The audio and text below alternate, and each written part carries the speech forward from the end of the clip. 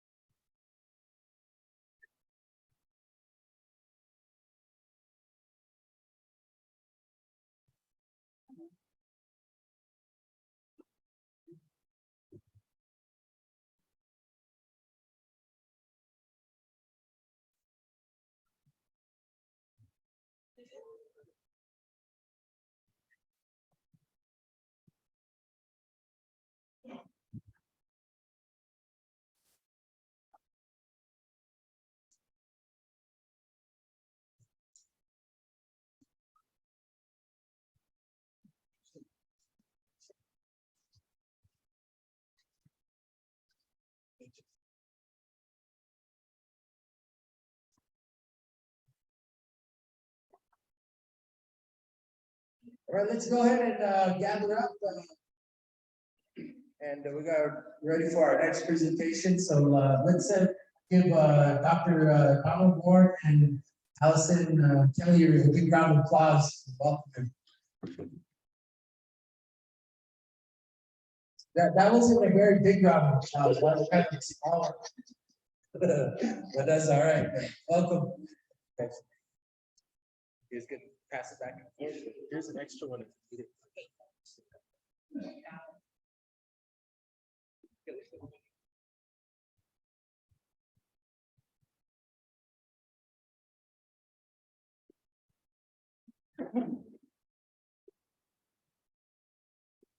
Pilami ayo, itaki Donald Warne Machiaki. Uh, Hello and welcome, and it's wonderful to see everybody here. My name is Donald Warne. My Lakota name is Kishuta Vichasha. I was named after my grandfather, Louis Stabber, and his Lakota name was Kishuta Vichasha, or medicine man. He was a traditional healer many, many years ago.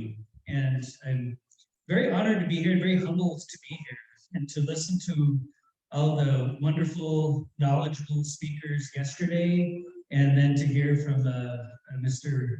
Richard Booskamp today. I feel very humbled. I presented medical and health-related conferences all over the country and all over the world. I think the most powerful healers that I ever listened to right here in our region here in the land. And I'm very honored to be able to present with my good friend and colleague, Dr. Allison Kelliher, talking about trauma-informed care, behavioral health care, and also looking at the need for education and some of the challenges that we face with developing our own workforce, and the fact that quite often the educational system is also further traumatizing their students. So we'll talk about those things today, but I'm going to Warne, Allison Kelliher, Seikusa, today we found it's not teaching it's on the left side of the don't select. I am Alaska Native. I follow my mother's clan line. We're Janam or Way on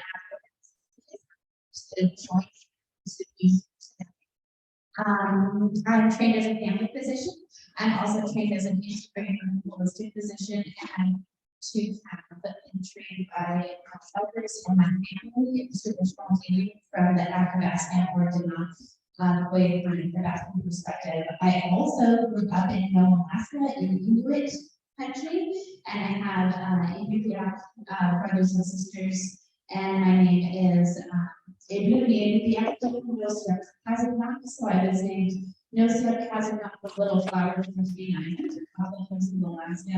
And my name is Manoya, the bringer or the bringer. And it's really honored to be here. It is very humbling to be in front of you and to be able to join these amazing speakers sharing such sacred and tremendous knowledge. So I really look forward to sharing with you today. I'm Oprah. Thank you so much, Allison. So I'm originally from Allison, and I've kind of worked all over the country. I'm going to be 56 years old next week, so I've been working in this country for decades. And I'm currently the co-director of the Center for Indigenous Health at Johns Hopkins University. And at Johns Hopkins, they've had this center for Indigenous 30 years. And they worked primarily in the southwestern United States, and they've also worked in Minnesota with some programming going on in those regions. Our goal is to expand the work of our Center for Indigenous Health to include the Great Plains, and to expand our opportunities to use those resources for education and research opportunities. So much of my work as a family doctor has been in primary care and working we're dealing with the outcomes of trauma. And as we all know, we see significant challenges with dealing with unresolved trauma, whether it's historical trauma or adverse childhood experiences, or toxic stress or racism and all the things that we face. But I think it's also important to acknowledge, as our previous speakers have said, is that we're not just about trauma. We also have a lot of resilience. We also have a lot of strengths. And it's really the strength in culture and language and ceremony and who we are as Lakota and other Indigenous peoples. It's those strengths that really hold the keys and the solutions to the future. I'm just so happy and proud to be part of this, and my country, Gene Tyler, and all the work that he's done here is just. So look at trauma-informed care for behavioral health care, really related to education, because we need more of our own people coming into healthcare. But our current training systems, at least what I've observed in years, people are getting further traumatized than going to medical school. And it doesn't need to be that way. So I'm going to offer some ideas and potential solutions as we move forward. So just thinking of the types of trauma, of course, There's physical trauma, right, where we deal with injuries, and we have trauma centers deal with significant injuries. And much of the work in modern medicine now, the last couple of decades, is focused on emotional and psychological. And recognizing that when people endure emotional or psychological trauma, it has a long-term impact. And if we're not diagnosing or recognizing the impact of unresolved trauma, people will try to resolve it themselves. And what we observe is a lot of self-medication, whether it's alcohol, drugs, food, or other things that try to make them feel better, to self-medicate or self-treat unresolved trauma. So I think that's been a big hole in the system of modern healthcare, and that we're not adequately assessing this, and we need to have more trauma-informed providers.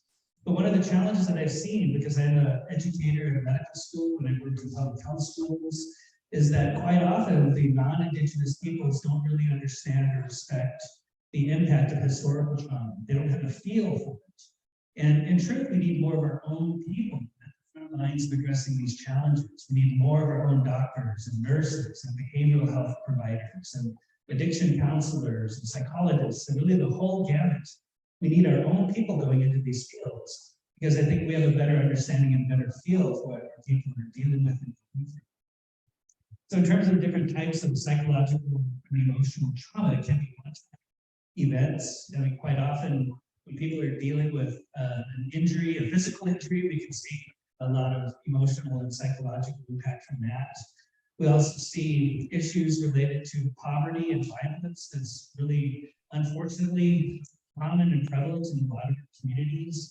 And the outcomes of that type of challenge can be, again, more self-medication that can be destructive. We have to stop that cycle. And then childhood trauma is another special area. We know that when children are dealing with traumatic events, it does have a long-term impact on not just their psychological and emotional, but even their physical as well. So there's been a lot of work, as I mentioned, looking at emotional and psychological trauma. But I'd say for our communities, we're also dealing with spiritual trauma.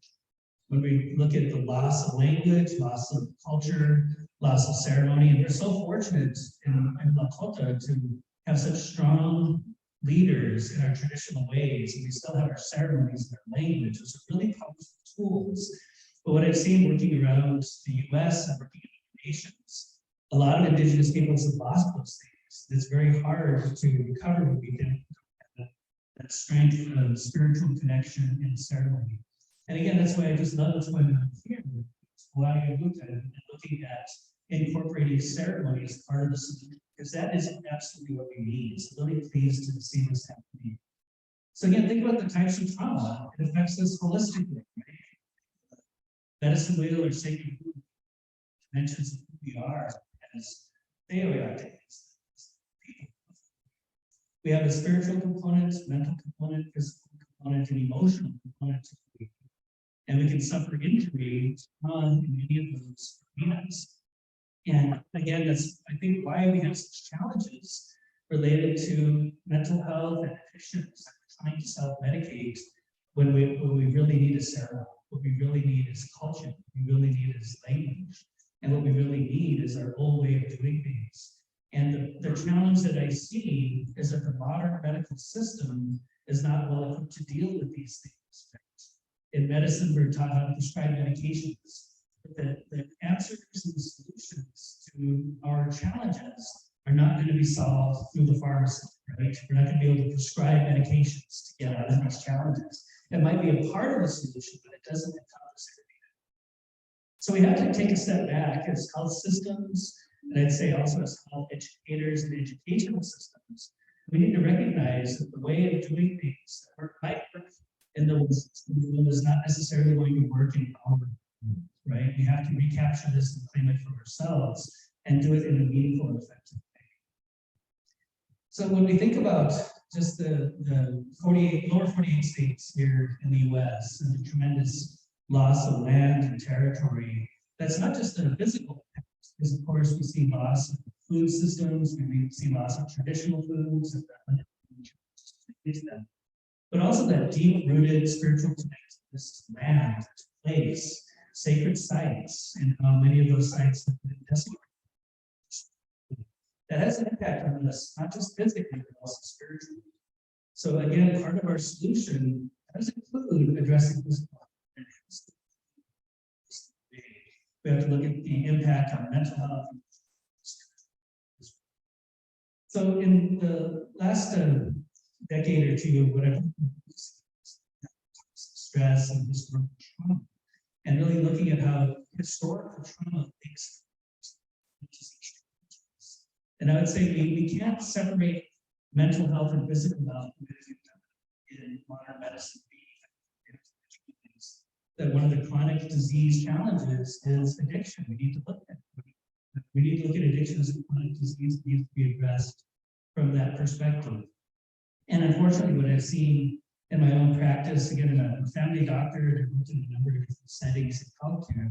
What I see is quite often the health system is very judgmental toward people who have challenges with addiction. And I look at addiction much in the same way that we should be looking at things like diabetes. I mean, do we stigmatize people because they need to take medications for blood sugar control? We should be stigmatizing people who might need interventions for addiction as well. So when I think about these things like medication assistance, these are really valuable tools. But I see even within Indian health service and within tribal programs, quite often the doctors are reluctant to prescribe medications to help people with things like opioid addiction. Because they're saying, well, we're replacing one drug for another. Really what we're doing is harm reduction, right? And when I look at managing something like diabetes, even if someone's blood sugar isn't perfectly under control, if we're reducing the blood sugar, we're reducing the harm. So we could really be looking at this as more of a chronic disease approach, and we don't have any room for stigma when we're addressing these challenges. We need to look at this in a more accepting and holistic way. As we know, the boarding school issues have been a big challenge. I'm so happy to see that there's attention put toward that. And isn't it wonderful that the Secretary of the Interior is actually in Holland, and they did a report on the U.S. boarding schools. And if you haven't seen that report, it's available online. It's a free document. It was published just in May of this year. But it looks at the impact of the boarding school systems on indigenous peoples in the U.S. But that's kind of what we've seen across the world. Residential schools in Canada and Australia, we see that same type of impact. So we have boarding schools and children taking away. And this is a well-known picture from Carlisle Indian School in Pennsylvania. And we have ancestors who went to Carlisle in Pennsylvania. And I look at this picture and I think, I have 4 kids and I've seen lots of class pictures. And when I see a class picture, I usually see smiling and laughter and joy. And I look at this image and I don't see any of that. What I see is fear. I see hunger. I see isolation. And this is a real impact on this entire generation. This is not ancient history. And many of you, I know, are survivors. My mom is a survivor. And some people, had okay experiences, but a lot of people had terrible experiences. You have to recognize that's a big part of our history. And part of what we need is a healing process for that we have to recognize that those things can be passed on generations next. Just like Mr. Mooskamp was saying, it's in our DNA, right? And we know that we can see changes to DNA based on high levels of stress. And these innocent Akojas were dealing with that. And at most of these boarding schools, there's either marked graves or unmarked graves of children who died while they were in boarding school. Even right here in Rapid City, right? There's the unmarked graves have finally been found of our ancestors who unfortunately perished. And what I think about is what about the survivors? Right? If you are a child and you're seeing so many of your friends and playmates dying at an unnaturally high rate, what is the impact on a child who observes that and endures that? And one of the areas that we've been studying in recent years is the idea of epigenetics. And epigenetics is the study of changes to the regulation of DNA that occur from external stressors. So what we see is that when people are under toxic levels of stress, it can change their DNA all the way down to the subcellular level, actually within our DNA, to change stressors. And we're seeing some evidence that that can be passed from one generation to the next. So I think that the scientific platform to better understand intergenerational trauma or historical trauma will be very tremendous. So we're seeing a lot more work on that space. One thing that's really fascinating, one of the studies that we're doing right now at UNT, so looking at choke berries, not choke cherry, but choke berries, Great Lakes area. And choke berry has always been described as a medicinal food, right? It's always been described as having healing within that choke berry. So it's kind of like a superfood. Well, what we did in one of our labs is to study this. We looked at cell cultures of actually human cells and the DNA. And we looked at the methylation or the epigenetic changes to the DNA. Then we added extract of chokeberry juice to the cell cultures, and it actually demethylated the DNA. It actually promoted healing within the DNA by using that traditional food. So now we're studying in people. So it's a clinical trial. It's not using an investigation of new drug. It's just chokeberry juice. That's our intervention. And that study is going on right now. But I think this is where we can see modern science finally catching up to indigenous knowledge. We've known that it's medicinal, now we can show it in the lab. And perhaps that's part of our solutions to recapture our traditional foods as well. We know that the foods that have been imposed on us are not healthy, whether it's the WIC program, that it's actually improved a lot in recent years. I will acknowledge that WIC is now doing a better job of promoting breastfeeding. But historically, the WIC program in many reservations was basically a baby formula distribution program. Right? It just baby formula. And we know that breastfeeding is much more healthy for the baby, but also so we're seeing improvements now, but there have been generations, and I think higher levels of formula free formula. So historically, we didn't have it.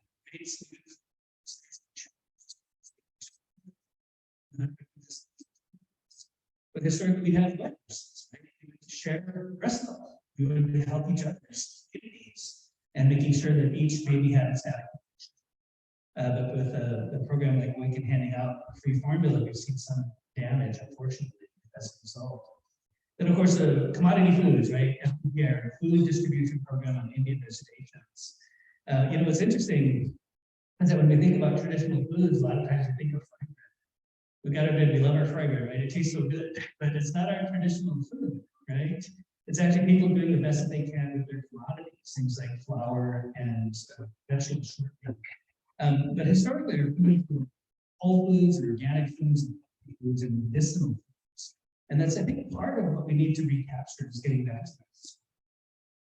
And I'm sure people are familiar with the adverse childhood experiences study and looking at ACEs and recognizing that the more adversity someone faces during childhood, the more health challenges they have as adults. So ACEs or adverse childhood experiences can have long-lasting effects on physical health. We see higher rates of diabetes, heart disease, and some forms of cancer, but also in mental health, we see higher rates of addiction, higher rates of depression and suicidality.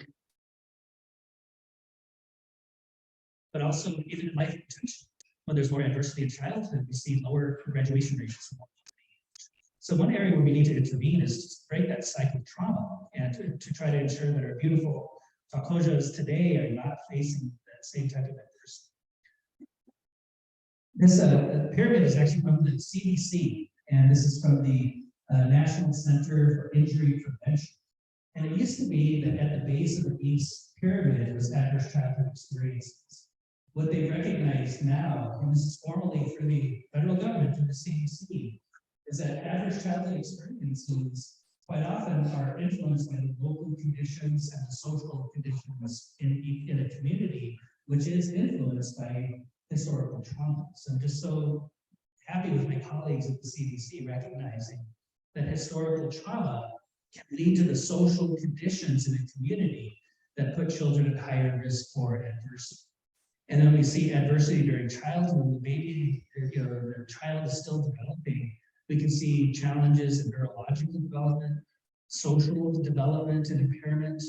Quite often they have difficulty in school, so the educational system might train children, but in truth, they're just having the natural outcome from trauma. and unresolved toxic stress.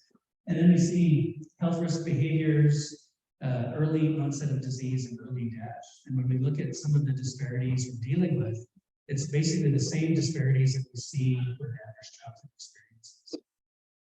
Well, the adversity does not end at age 18, right? We still have to deal with toxic stressors, dealing with poverty, that is stressful, dealing with addiction in the community, dealing with racism. All these things that I wish were behind us, but we know they are not.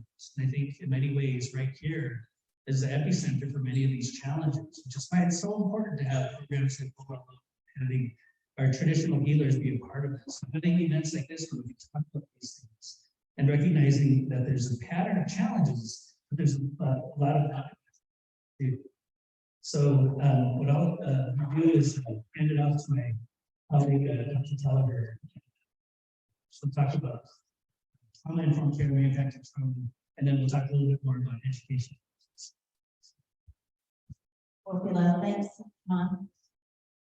So looking at how trauma impacts our body and our body system, but also our physical, emotional, and spiritual selves is really important. The effects of chronic stress influence how we feel, how our generations feel, and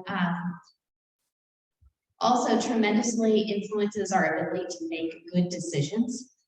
So when I think about my brothers and sisters and my relatives and how we're able to, in a day-to-day manner, make decisions that are for our best interest and in our best interest and in our community's best interest, these are tremendously influenced by stress.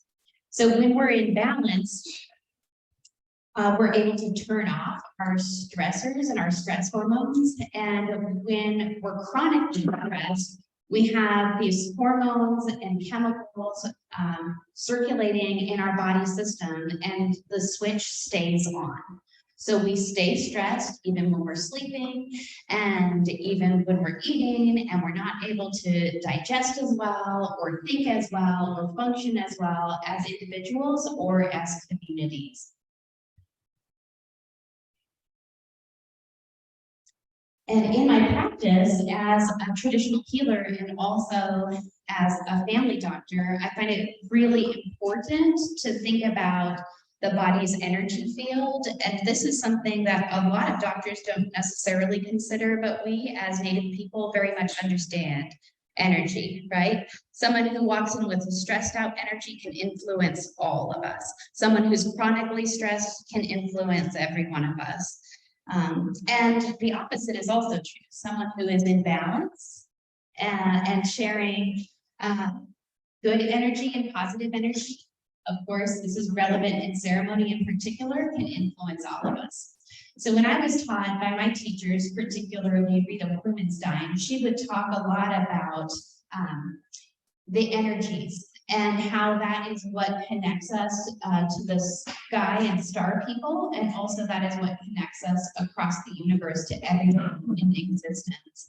And when I've been listening to your traditional stories, I hear a thread of connection in the stories about the lightning people and how the lightning people embodied us and our relatives, our four-legged brothers and sisters, and that energy field flows throughout each and every one of us and connects us.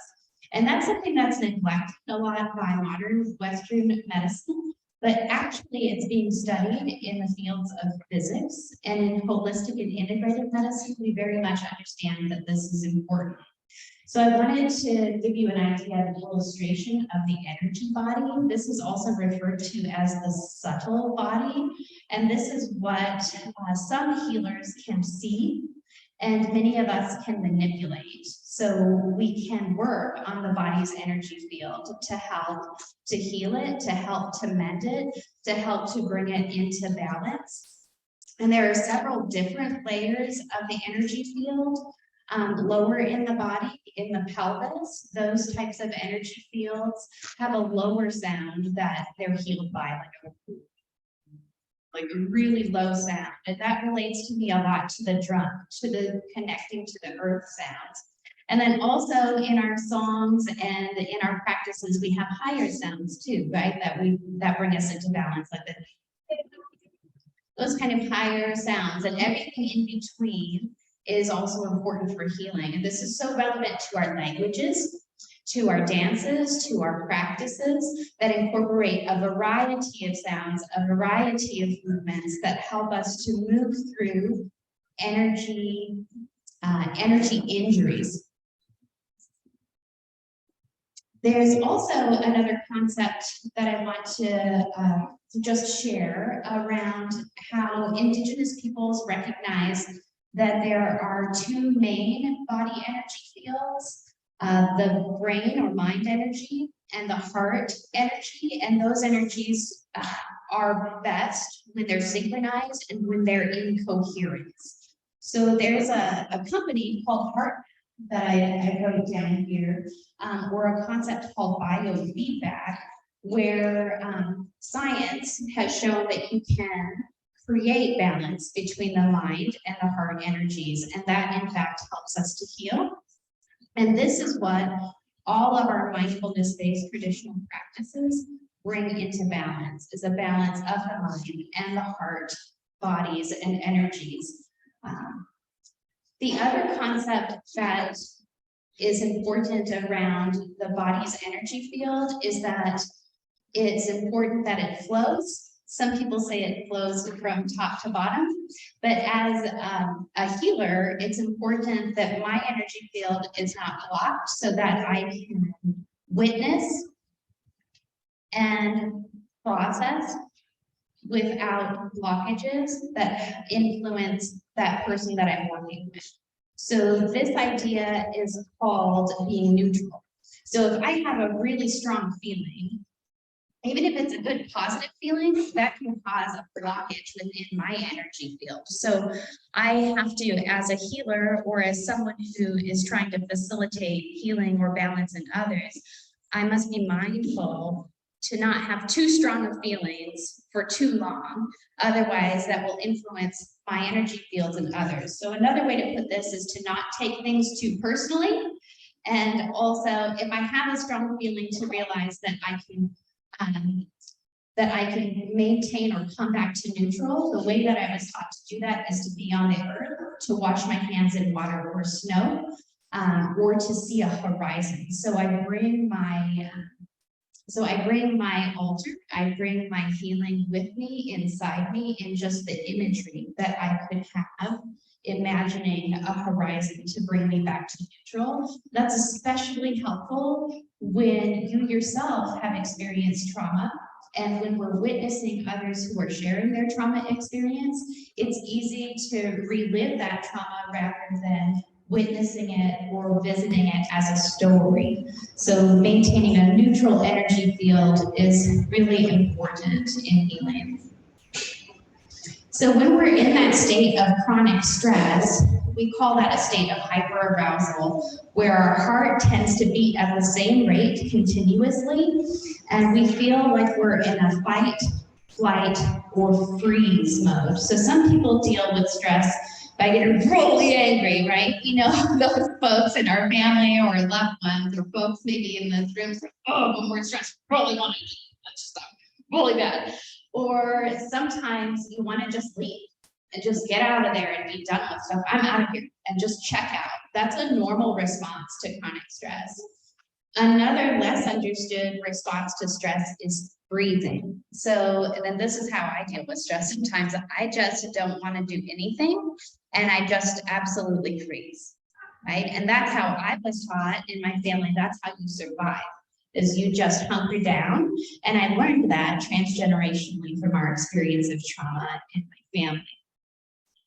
We also can be startled easily, be particularly irritable and bugged super easy, and can have trouble sleeping. Sleep is when we actually reset our body's systems. It's when your brain gets cleaned out. It's when your digestion and your gut repair. And what I was taught by my teachers is that the gut is the window to the soul. And that's sometimes how up north we even use our gut skin or drums. And so when we're singing or dancing, we're using that gut skin to communicate to the spirit world. We can be particularly withdrawn, and so you'll notice this with people who are stressed that they stop communicating, stop visiting, stop coming around. And that's another sign of chronic stress when we're avoiding, have trouble concentrating, and just have a feeling of numbness. And how this relates to the body's energy field, if you were to measure it from physics and electromagnetic fields, it's actually a blue, cold field.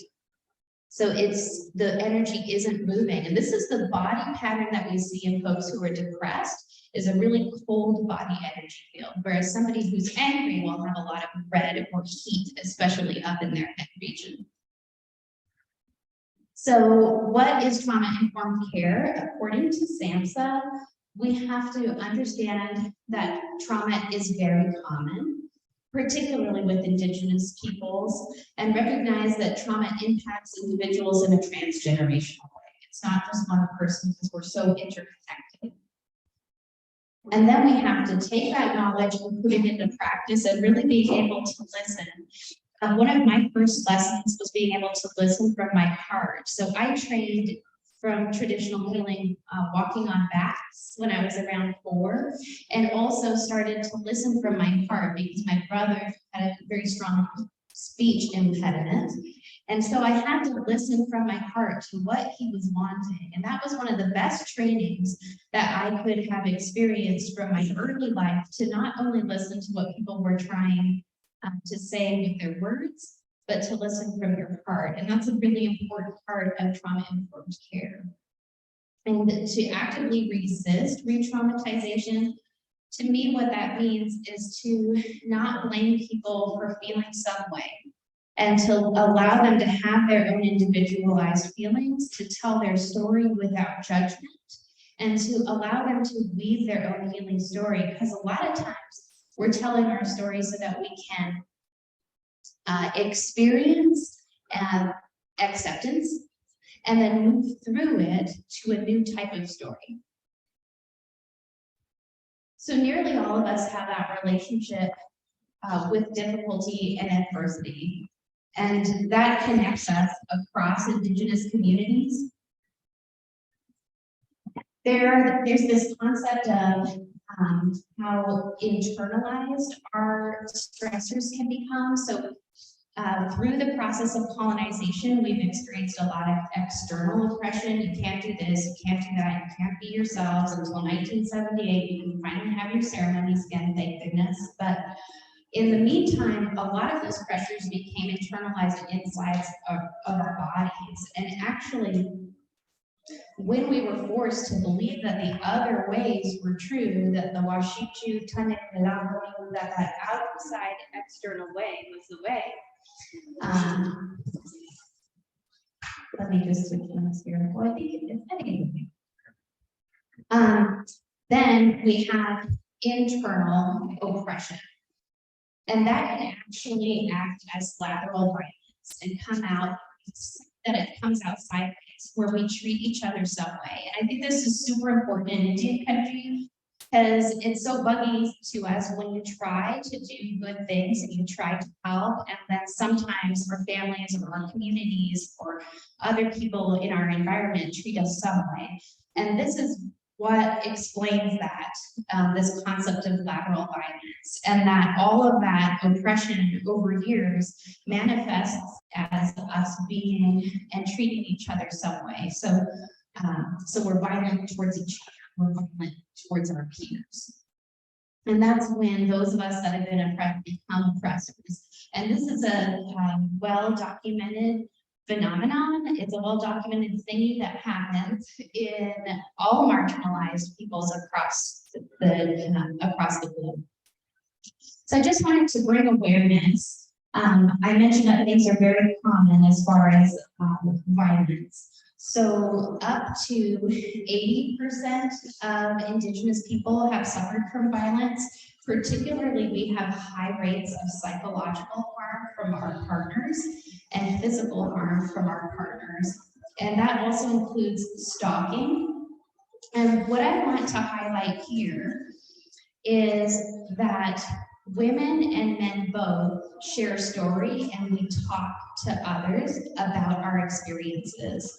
So this is a tremendous opportunity when we're sharing story about our experiences to not re-traumatize each other and to be able to acknowledge that story and then further try to address those needs that are arising from our history of violence. And as Dawn explained, we don't have great systems in the Western medical system. They always try to separate physical from mental, and mental is in a different building somewhere, and all this other stuff. It just makes it so hard instead of having one place to go for complete wellness. And so the way I think about this, and I tend to be an optimist, you can learn how to be an optimist, actually, it just takes a lot of practice. So the way I think about this is an opportunity for us as Indigenous people to create safe spaces and continue to provide better care for people who have experienced violence and trauma. So through knowledge and understanding of trauma and stress, we can be more compassionate. And that to me is heart-centered care, where you drop into the heart space instead of thinking, and you feel through things and really allow yourself to move through those feelings by using grace and patience with yourself and others. Healthcare systems with move beyond cultural stereotypes and biases and offer gender-responsive services. We have a variety of spectrum of genders, actually. And so acknowledging, as Alicia Musso was saying yesterday, that it's important to create safe spaces for all of our peoples and to leverage the healing value of traditional cultural connections and recognize and address historical trauma. So bringing back those elements of an intact circle of healing that involves all of those aspects of the mental, spiritual, emotional, and physical needs, and financial needs are a part of that, right? So we have so many different and important ways of healing and knowing and being in balance from our traditional life ways. And this includes prayer and reconnection that influence those subtle bodies and our connection to our ancestors and the spirit world, as well as meditation and cognitive behavioral therapy. So what this type of work is if you have a quiet and focused mind for 20 minutes, just 20 minutes a day, you're much more likely to be healthy and in balance. And what all of our spiritual practices and ceremonies bring is that quietness, and usually they last more than 20 minutes, eh? So cognitive behavioral therapy just means that you're bringing awareness into how you think and what makes you do stuff and how you could do stuff differently. So for example, if I have a family member who's being some way to me, say there's alcoholism in the family and drinking starts to happen in the early afternoon or late morning, well, I can give myself permission to leave that space and go to another safe space. And just that simple understanding of cognitive behavioral therapy and recognizing that I can have boundaries and give myself permission to leave has really been helpful for me. So that's an example of cognitive behavioral therapy. Exercise and movement is something else that I really hope to prioritize. And what that does is it brings rhythm into your body. And that's what I was taught allows us to communicate directly with spirit. Because if you're in movement, if you're in rhythm, then our mind doesn't get in the way of our healing process and we're able to better communicate to that spirit world. And of course, acknowledging like we are today, our social connections and how important each other are, because none of us heals in a vacuum. We all have to heal together. None of us heals alone.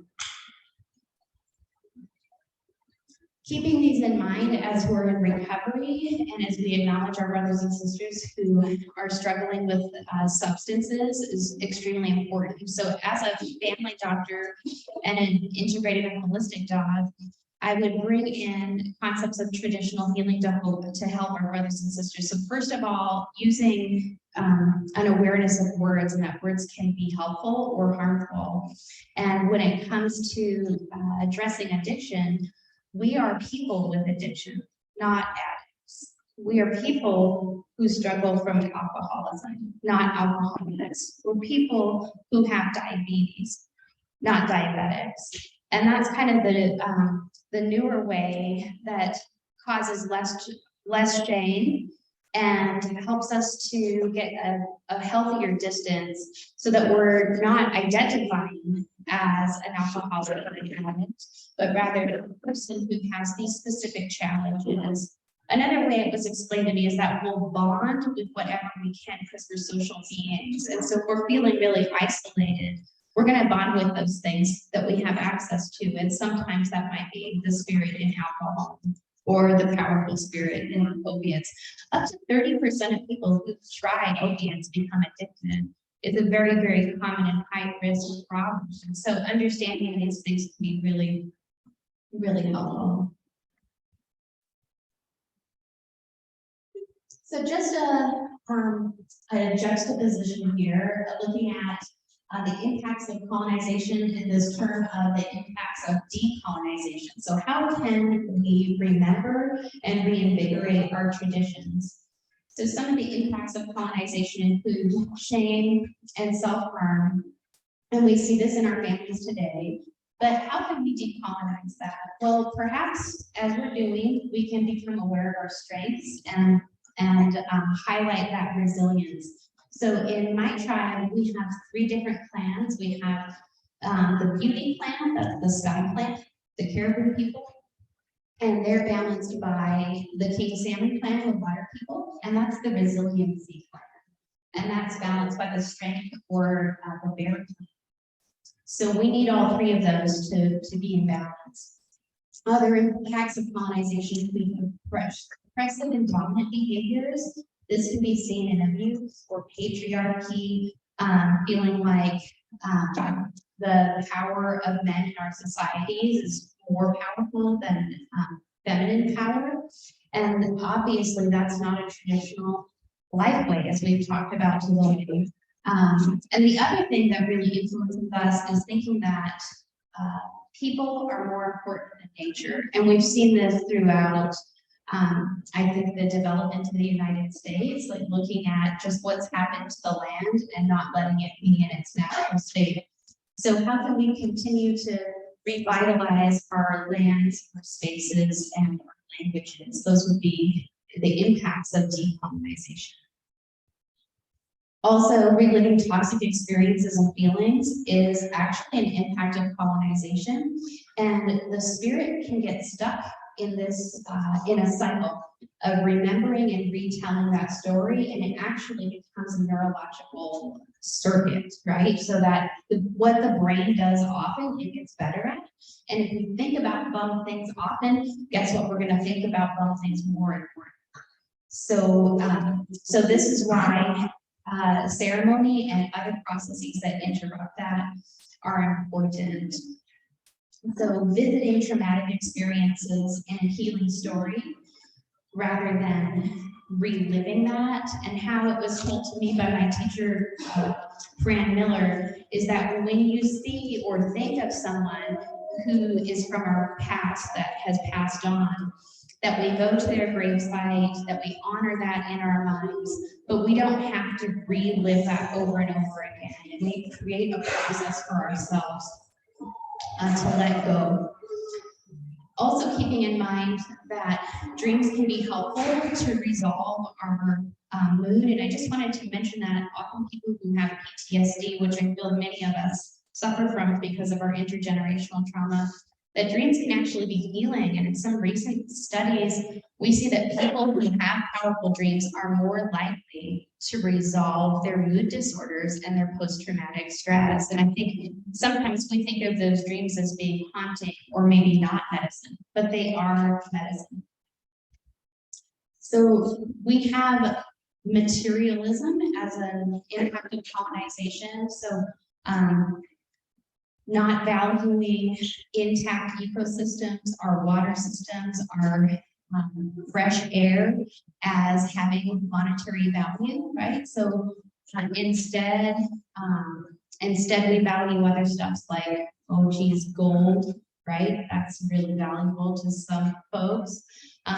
So being more materialistic and about how your clothes look or how your external appearance is.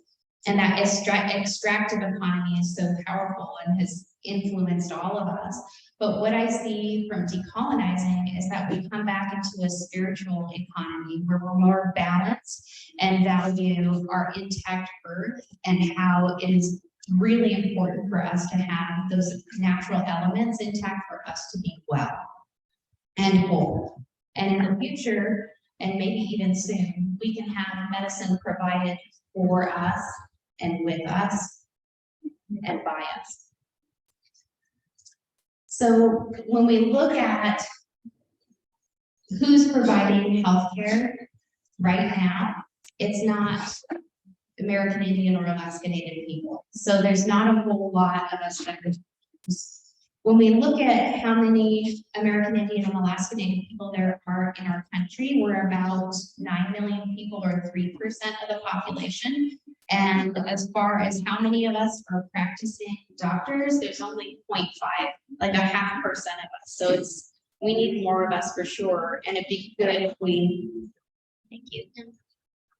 And it'd be great if we were trained in a holistic way that was supported. These are little tiny numbers that just show you that since 2018 until now, if we look over time, that there's about 100 people applying to medical school that are American Indian or Alaska Native. So it's not, our numbers aren't going up, staying pretty consistent across time. And out of those students who are applying to get into medical school, we have about 40% who are being admitted to medical schools. So what we really need is more people to come forward to be trained and then to be admitted to medical schools. As far as those of us that are teaching in medical institutions that identify as American Indian or Alaska Native, it's even more dismal, unfortunately. So there's just not a whole lot of us that are doing this work. So there's about 49 American Indian or Alaska Native professors out of 39,000 professors in our country. So that is about 1 in 1,000, right? So it's not good, and we have a lot of work to do. So I look forward to trying to address this better. And Dr., you want to do this? Okay, I'll hand it back to Dr. Warne. Thank you so much, Dr. Kelliher, for the wonderful descriptions of trauma, but also integrating what we know from modern science and also traditional perspectives. And again, just the numbers of our people going into healthcare are just terribly low. As you mentioned, about 40, on average, 40 American Indians or Alaska Natives getting into medical school per year. That's out of over 21,000 medical students per year. So 40 out of 21,000. So terribly low numbers. In truth, if we're going to have effective integration of our traditional ways and traditional knowledge and the best of modern science, we need our own people leading that charge. So from my perspective, we can't look at education and health as separate arenas. We have to integrate them together. And we also have to understand that we need, of course, trauma-informed care in healthcare, but we need trauma-informed approaches to education as well. So I won't go through all these in detail. We have a lot of challenges, and we can't just look at the colleges and identify really good pre-meds. It goes all the way to early childhood education, so pre-kindergarten. And then also disparities across the board. We have higher rates of dropout from high school. We have less people finishing college, less people going into things like PhD programs in psychology. We need a lot more clinical psychologists. We need a lot more people going to medical school.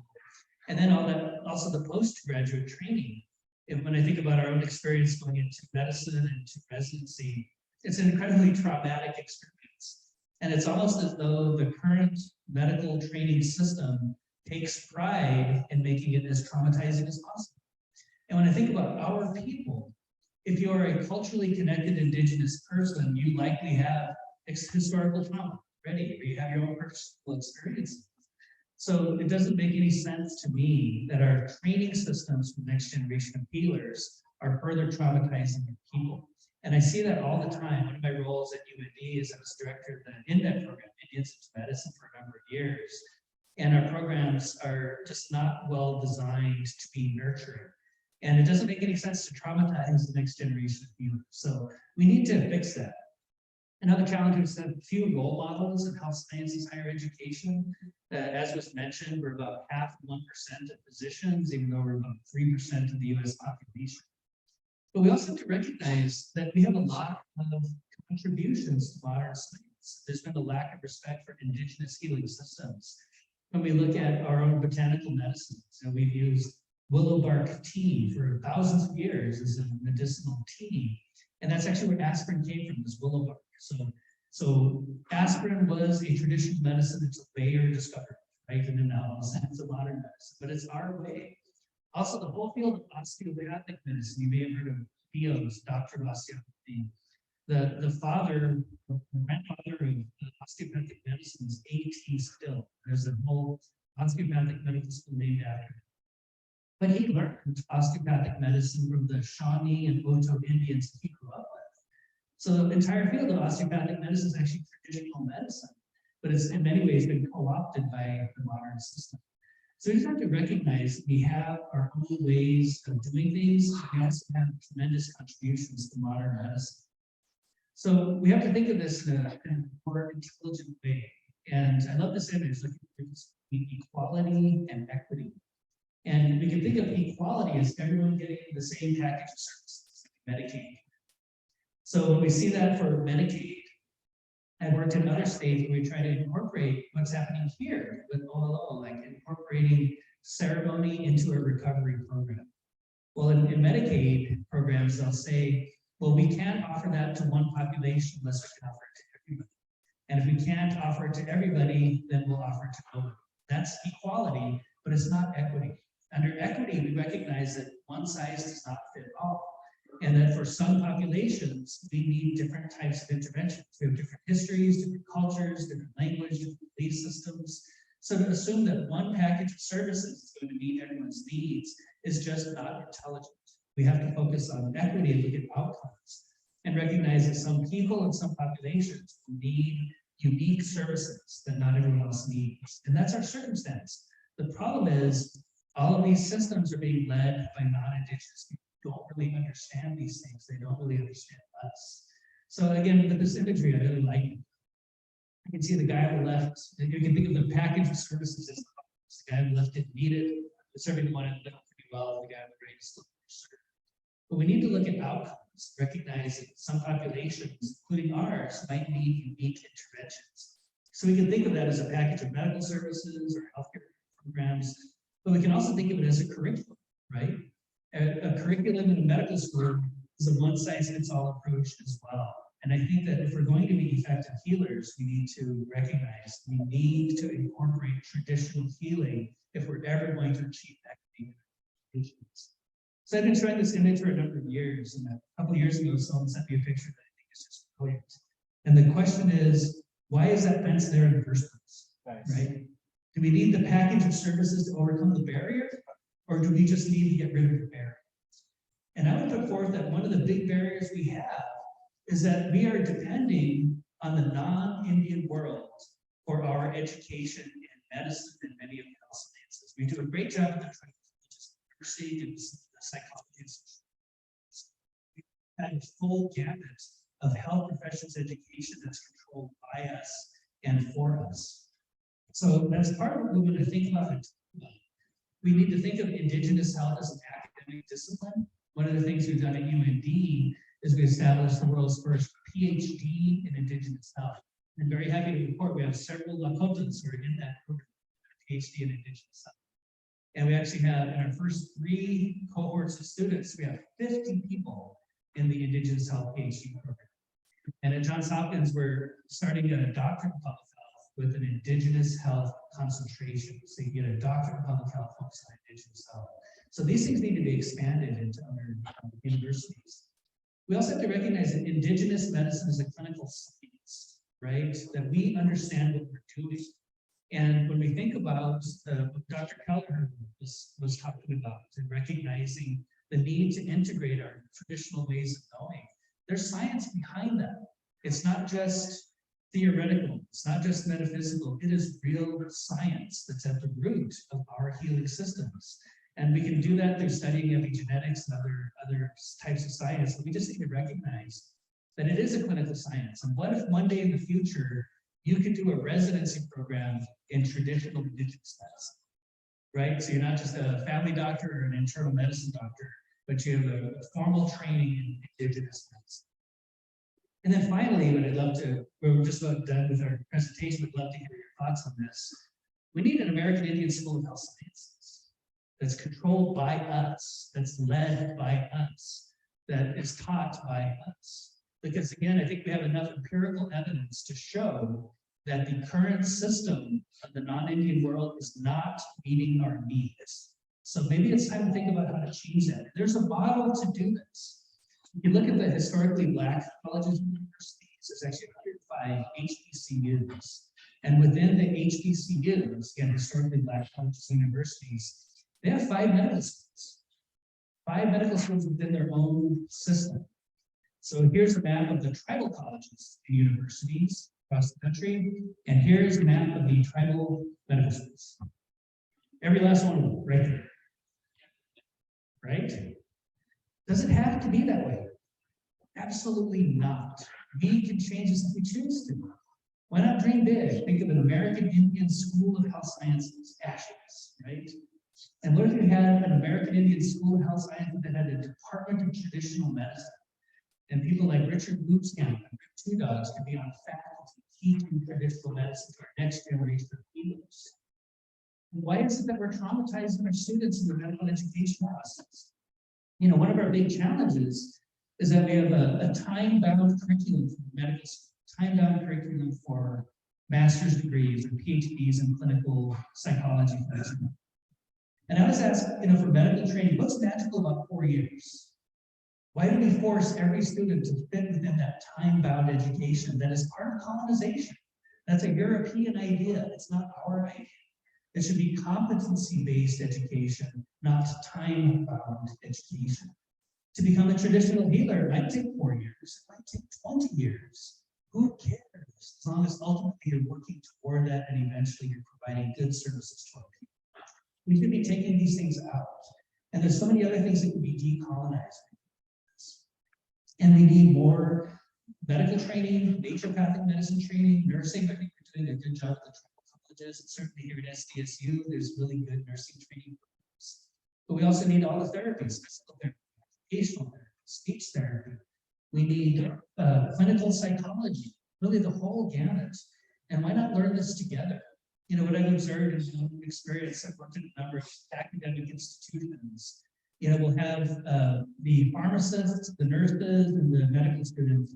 They all have to take classes like biochemistry, but they all take their classes separately, even though they're doing the exact same content. That's not our way. Why not have one class for all of those health sciences and learn in an interdisciplinary way, and learn from each other, and learn to respect each other's to be part of the healing process. So where could a school like this be located? Ideally, a city large enough with access to medical specialties. It can't be in a small town because you have to have medical specialties to do medical training. And ideally, a city where there's no current medical school and a city where there's a significant number of American Indian and Alaska Native patients. Well, guess what? That sounds a lot like Rapid City, South Dakota. Yeah.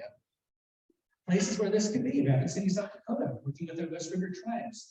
Think about Williamson Health Center, multi-specialty clinic, and building. We have Monument Health that can be that. There's no medical school in the city. But also look at the hospitals like at Pine Ridge, Rosebud, and Cheyenne River. Those are underutilized potential teaching hospitals if we chose to go in that direction. A place like Flagstaff, Arizona, and the Navajo Nation. There's so much that can be done there. I know we'll be hearing from Ray Daw later talking about the Navajo approaches as well. Santa Fe, New Mexico, and working with public. Anchorage, Alaska. Actually, is Alaska Native School. But you can think about here in Rapid City, this new clinic is just about done. And I think, you know, getting rid of the legacy of, you know, what we would call Sioux San. Of course, historically, we never called ourselves Sioux, right? That's the French renaming of this. And it was a tuberculosis sanitarium. That's why it was soon San. Oyate Health Center makes a lot more sense. What a wonderful location. Think about our own training program and decolonize the curriculum, make it more indigenous. And even the way we approach our students needs to change. I've been in many settings in modern education where the doctors who are treating the students want to make it difficult. They want the students to suffer. Why? Because they had to suffer, right? Well, what a privileged approach to assume that because you had a relatively easy and supported life as a child and early adult, therefore you need to absorb trauma while you're in medical school. Well, most of our medical students don't have that same easy, privileged life by the time they get to medical school. We don't need to re-traumatize them. It doesn't make any sense. And it's not necessary. And if anything, it damages their future ability to be effective healers. We need to take that out. Another thing that's made me very upset with our modern systems is that if a student needs to go home for a funeral, the medical school will define for that student what a first-degree relative is, right? You can have an excused absence if it's a first-degree relative, but if it's not, according to the colonizer's perspective and values, then you don't get an excused absence. Should the Washichu world of medical education be telling our kids who their family is? Absolutely not. We need to change the values of our training systems. Trauma-informed care, trauma-informed services, not just care, it's also for education. These are things that we can do if we choose to go in this direction. Again, I'd love to hear your stories. I'll go ahead and end here just with a quote from Blackham. As we all know, one of our wonderful traditional healers and leaders a century ago, he said, of course, it was not I who was healed. It was the power from the outer world and the visions and ceremonies that will be like a hole to which the power becomes in two levels. If I thought that I was doing it myself, the hole would close up and no power to come through. And what he's talking about is humility. And I was very fortunate. I was able to go to Stanford for medical school. And you're probably not very surprised that the core value at Stanford Medical School is not humility, right? But we need that. We need to be more humble in the way we educate people. We need to be more humble in the way we interact with people. And we need to be more humble in the way we promote healing and recognize that there's wonderful healing power, but there's not one single approach to healing. We have to incorporate all these things. And it's not going to happen if we wait for the external world to do it for us. We need to do it ourselves. And that's what I look to move forward with all of you as you move. That's my email address, dwarne1@jh.edu. We'll go ahead and pause there to see if there's any questions. Thank you all very much. Welcome.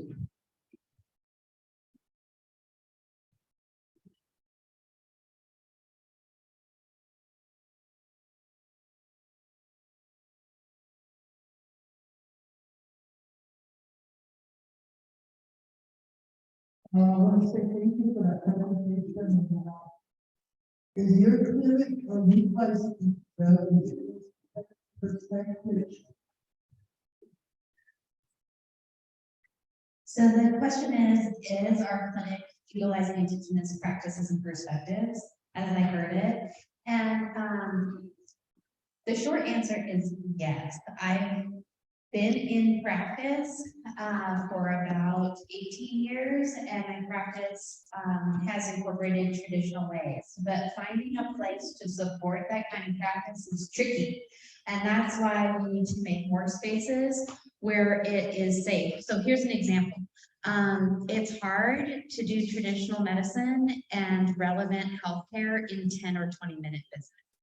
So what I had to do was to create my own private practice. So after I worked for IHS, down for Tohono O'odham Nation in Arizona, and then I went back home to Alaska, but I worked in Anchorage at South Central Foundation. I worked as a primary care provider. Then I trained as a traditional healer there, but still even I felt like I needed to go into private practice so I could do my own medicine. And that's really hard, I think, for it to take that long and that much work. So what we really need is our tribal health settings to create spaces where we could do medicine that allows us to listen, spend time and take the time that it needs at the point of care, right? It's hard to squish each and every one of us into 20 minutes, especially when you're typing at computer. So what I see is it would be best if we were working side by side with students who can help us do that documentation while they're learning, and we can train them. And that's the kind of system that I had created. But not so short of an answer, just to say that I came back into academics and working with folks like Dr. Warne to be able to help address this nationwide and across our nations, our Indigenous nations, so that we could create more spaces like that. I hope that answers your question. Yes, it also, could I get a copy of the PowerPoint?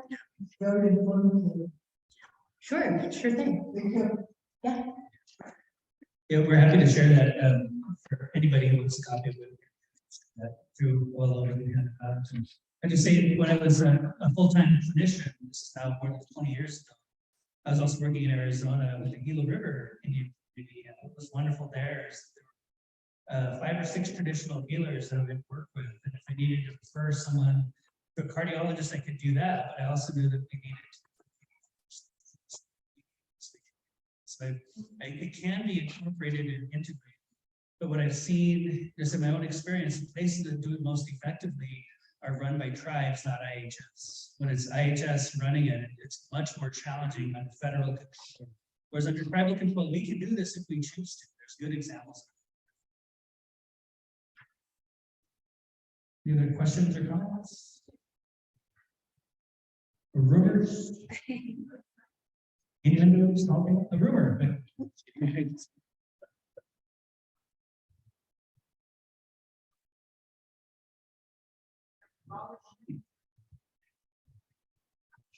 So cost of the doctorate program in Indigenous health PhDs, yes. So our PhD in Indigenous health at UND, what's wonderful about that is it's available using distance technology. So we use Zoom. So every student is technically an online student, so we can offer in-state tuition. So no matter where you live, you get in-state tuition in our Indigenous Health PhD program. So it's relatively low cost. I think it's about $600 per credit hour, and it's a 60 credit curriculum over 3 to 7 years, depending if you're full-time or part-time. But it's designed for people who are working. So all of the classes are essentially from 5 p.m. to 8 p.m. Central Time, Monday through Thursday. So you can live anywhere and do the curriculum. And yes, there are scholarship opportunities as well.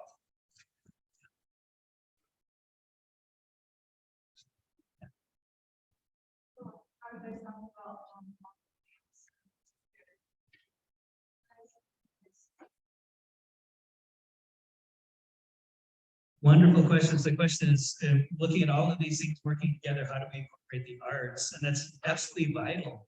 When we think about ceremony and song, drum, I believe that's all artistic expression as part of healing. So it needs to be included. So quite often the field is referred to as STEM, right? Science, technology, engineering, and math. So we're changing it to STEAM to include the arts, right? Science, technology, engineering, arts, and math. And absolutely vitally important because that's part of our healing process. And in some tribes, like Navajo, they'll make sand paintings as part of their healing process, and they're not even designed to exist forever. They're wiped away once the healing process is done. But absolutely important. But I know Dr. Kelliher is also very closely connected to that arts world. That's such a great question. Art was explained to me as being the highest level of healing, being in beauty and in balance that way. And to me and our people, we use a term, Ojda, is to be in beauty, and that actually isn't physical beauty. That means to know yourself, that she knows herself and who she is, and that's when she's well. And that can be expressed in many different forms of art. So when I think of art in healing, I think of singing someone to wellness sometimes, or sometimes we'll sing to the back of the body to bring in balance, sing and breathe into it to bring the spirit back in. Other things that, other ways that we can use art is sometimes in explaining important concepts like science or health concepts. So for example, if we're trying to promote something like vaccines to protect our users, that we can do that with appropriate relevant imagery of ourselves being strong, being so visual communication can be really strong. But there's so many different ways to bring art in because it's so dynamic. There's so many different types of mediums, right? But a lot of the movements that we have right now in the art world are promoting awareness of murdered and missing Indigenous peoples. And so I think about the movement of the Red Dress movement, right? And how that became very I don't want to say popularized, but we became more aware of that movement and that color ribbon indicating our opportunity to heal by bringing awareness to our struggles. And so that started, as far as I know, in Canada, in art shows. So Indigenous people featuring this tremendous art. And so I'm really blessed that my sister, Selena Kelliher, is an artist. She bases her work out of Anchorage, Alaska, but I feel super blessed in that she's led the way in our family to use art as a way to describe those hardships that we faced, those people and relatives that aren't here anymore. And some of her work, some of her work features our traditional dress. So up north, we use these things called idiot strings. And there are these strings that you wear around your neck so you don't lose your gloves. And so, and then you can swing them behind you so that your hands are always on your back too.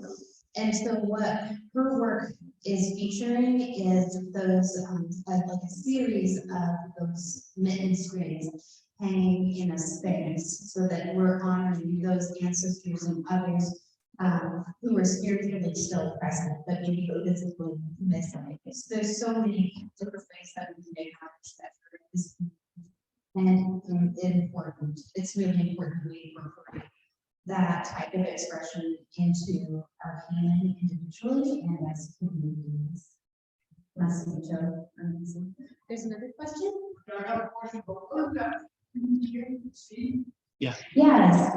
Steve, science, technology, engineering, arts, and math. Yeah.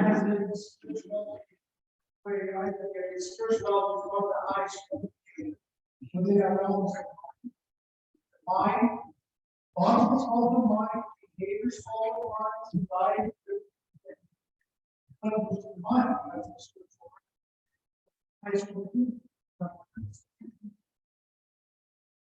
Wonderful. So what we're proposing is that science, spirituality, technology, engineering, arts, and math. That's bringing in those aspects of spirituality into being a whole balanced person that's experiencing healthy education. There's another question here. Are there movements right now to be this? And then one bridge first and do that. Oh, that. Yeah. Yeah, so the question is what kind of movements are going on toward promoting this idea of an American Indian School of Health Sciences. And we've actually talked to AAMC, that's the Association of American Medical Colleges. So they're very supportive of this idea. We also presented this at the American Public Health Association just a couple months ago. And then last month also, At National Indian Health. So this has been presented in a number of different areas. There's a great deal of interest. We don't yet have things like a website or ways to get directly involved, but hopefully you got my email address there if you want to contact me about this. We'll be developing a website and email listservs and how people can get involved. And we're open to ideas. It's really just an informative process now. And one of our colleagues, he's another Alaska Native physician who works at the Mayo Clinic. He's helping us actually establish a nonprofit organization. So if people wanted to donate to it, then there'd be a way to do that. So if you don't mind, send me an email. I'll be happy to have you call. Anyone who wants to be involved, it's very inclusive. We need community input. We're thinking about how important it would be to form a council around how to move forward. And I think the best way for us to be involved as individuals in this process is just to increase awareness. Because we have a history of being treated some way and things being sprung on us in some way. So it's most important that I think we're aware that this is happening and then spreading the word. So we could probably use conscious minds to help us do the work. You know, when we do have that established, just bringing awareness to different events. And then helping us to organize for fundraising because it might be a little bit time to start it. Yeah, and we might actually even meeting with Indian Collective here locally and look at how we might have more community input.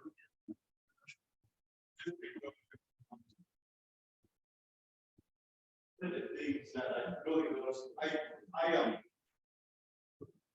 last year, my kids, and one went to nursing school. And we live in a little small community. Our school, I think, is like 30 seniors. And one of the things he decided to do was and he was valedictorian. And I asked him specifically, I didn't even from my experience, you know, when he said I want to come down, people automatically think, you know, you got to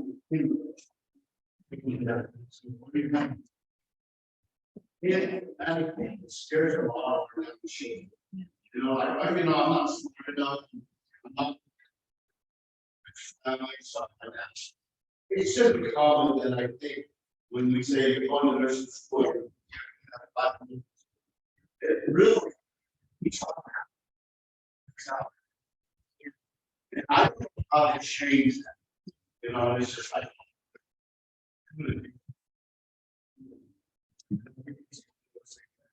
getting people how to get over that you get that getting these notions better.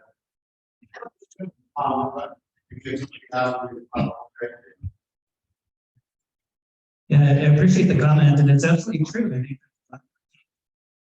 over the years, over the generations, had the real potential to become doctors or nurses or other health professionals that felt like maybe they weren't the cream of the crop, like you said, or able to actually get in academically.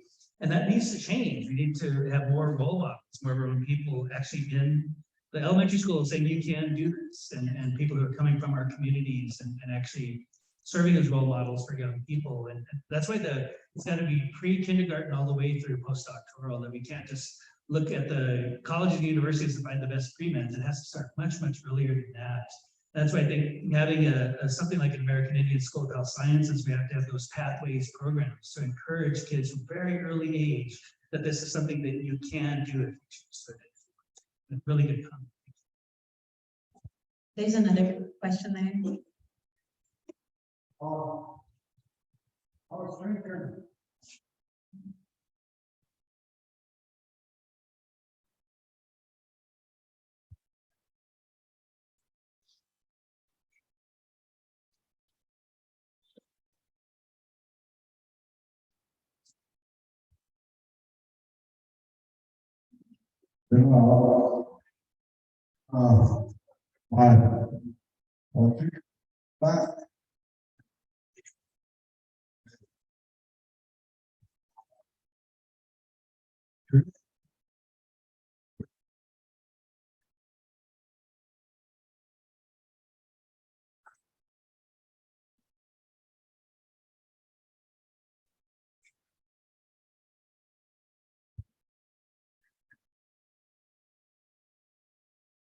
Really?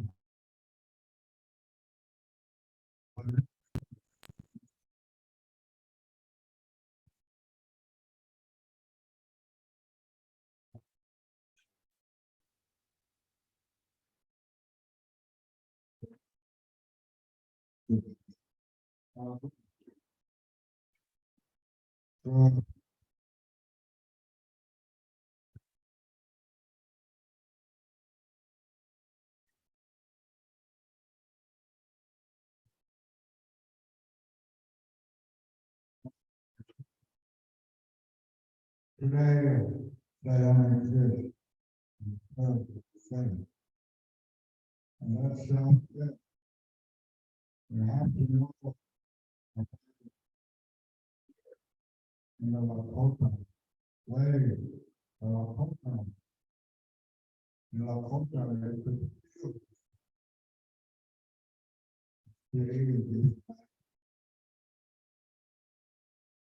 now.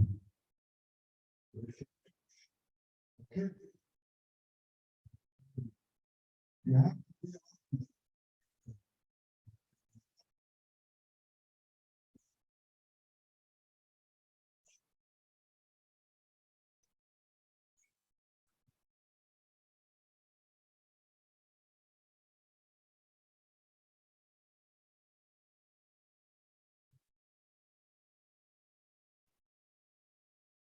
So today we're done. Okay.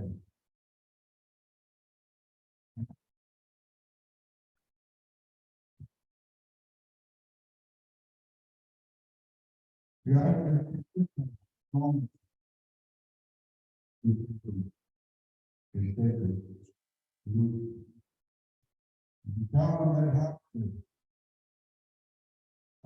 Care. With all your parents, we need to.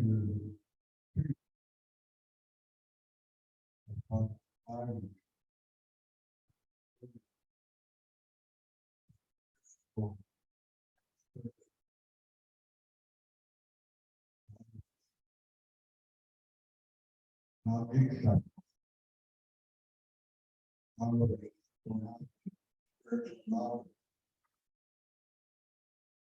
Nothing. I will make progress. And I'm happy.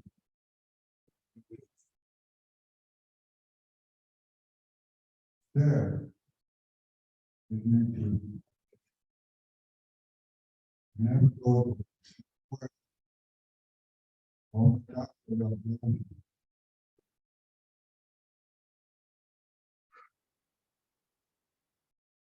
Thank you so much for that comment. And there's so much that we. Oh, shit.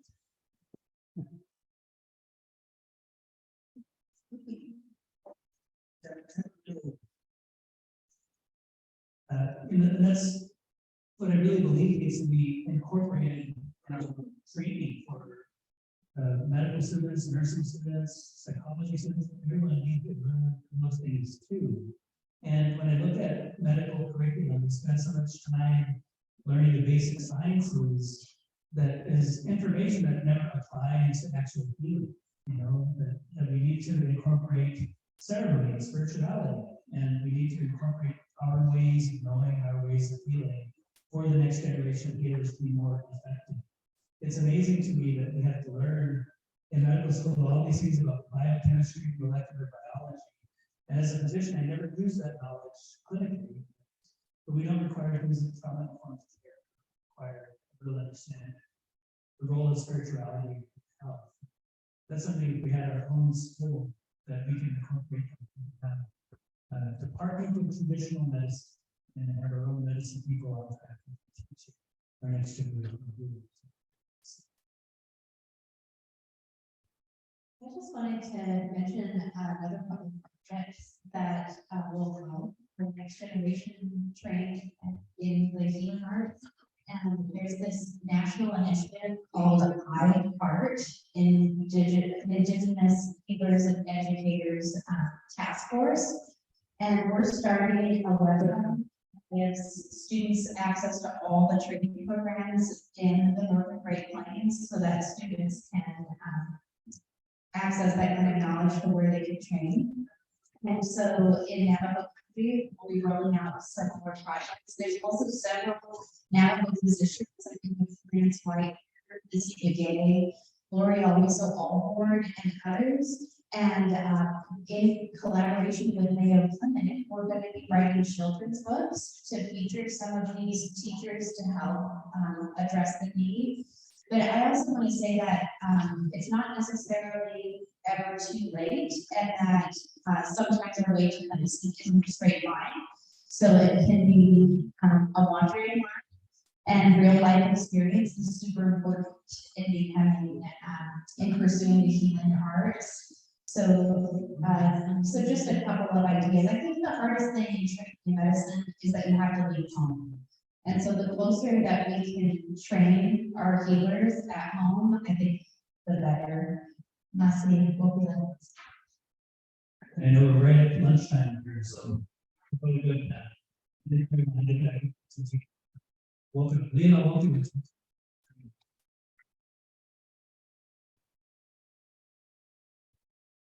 Well, my name is Don Warne, Allison, awesome presentation, fits right in.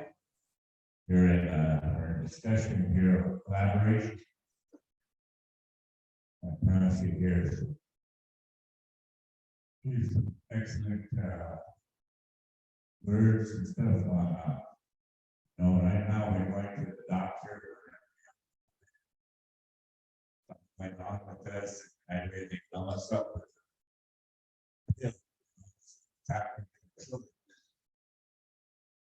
Diagnosed, stable. I've given them pills to numb. And we don't want that. So given options here to use our culture. Like we're at first ceremony we have here, cultural assessment. And that tells exactly what's going on with individuals and everything. Get some out the young people here. First 4 rules to move these tables back. And we have a presentation to engage the whole everybody here. Have a TV presentation. So the first 4 rules are going to help. You guys do the first 4 rules there. Big stuff. Also, we're going to have let's have a drawing real quick. Get your tickets out. Get a date with Marcus Renton.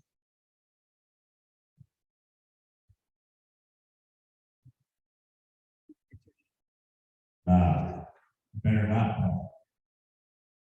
Might scare everybody away on that one. All right. You got all the tickets. Everybody have your ticket.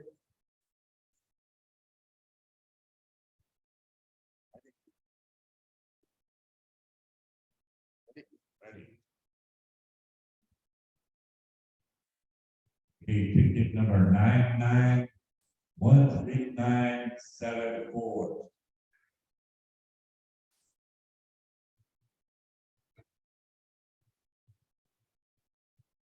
Nobody went. Go again.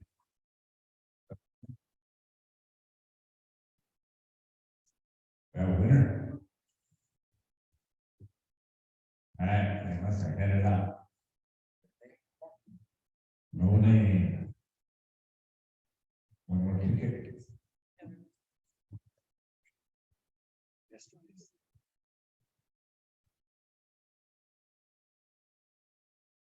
All right, our winner is 9913950. 3950. 44 Arta. There he is right there. Give a big round of applause. Yeah.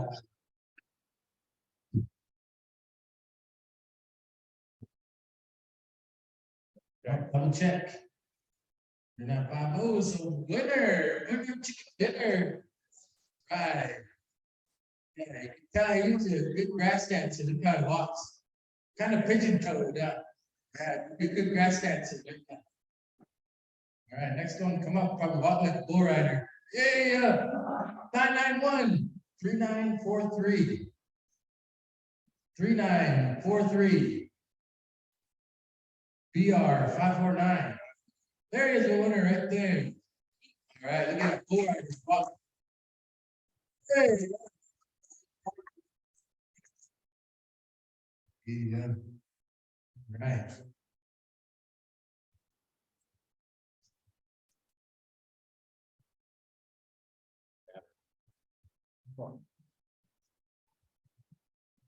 The winner Two more. Two more. 991-3931. 3931. All right, we got it ready.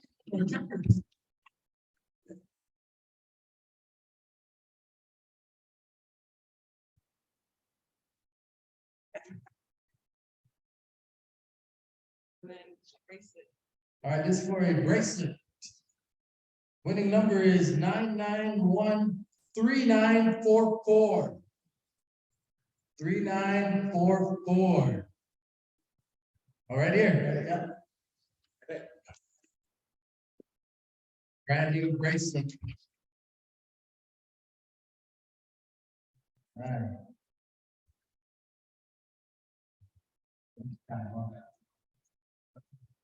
3944, it is a match. All right. Yeah, listen to our doctors. That was all good information. I was thinking about my brother had to go to the doctor. Bro had to go to the doctor and they told him, well, we're gonna need a urine specimen and a stool specimen. He said, well, I'm in a hurry. Can I just leave my shorts? There's the. So we have lunch over our lunch hour, we're gonna do some lunch entertainment and knowledge, we're doing TP knowledge and then a TP challenge. So we're gonna give you some information and then we're gonna teach you how to prepare for TP and then you guys will be able to participate.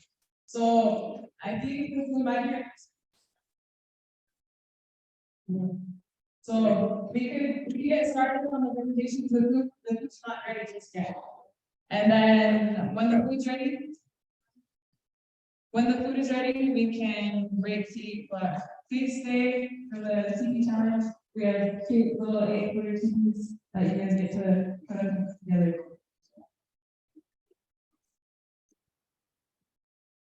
Stick around.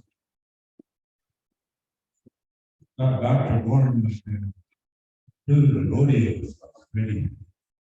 Right now.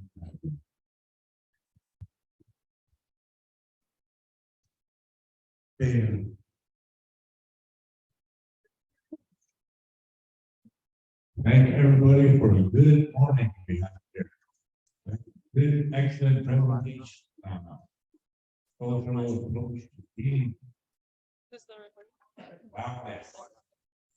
We are. Help each other out.